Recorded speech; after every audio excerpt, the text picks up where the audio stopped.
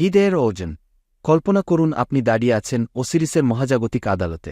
আপনার সামনে রাখা আছে সেই পবিত্র দাড়িপাল্লা যা যুগে যুগে মানুষের আত্মার ভাগ্য নির্ধারণ করেছে।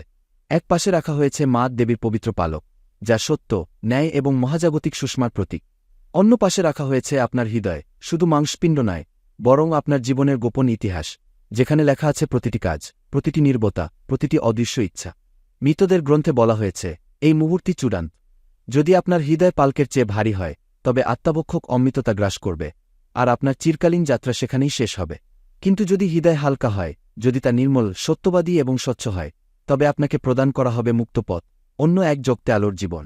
এই প্রাচীন বিচার আসলে শুধু পুরাণ নয়, এটি একটি আয়না, যা আমাদের দিকে তাকিয়ে প্রশ্ন করে, আমরা কি বহন করছি অপরাধবোধ, মিথ্যা, ক্রোধের অপ্রয়োজনীয় বোঝা, যা আমাদের দিনগুলোকে অন্ধকার করে তুলছে, নাকি আমরা গড়ে তুলছি সেই হালকাতা যা জন্ম নেয় ন্যায়, দয়া এবং সত্য থেকে?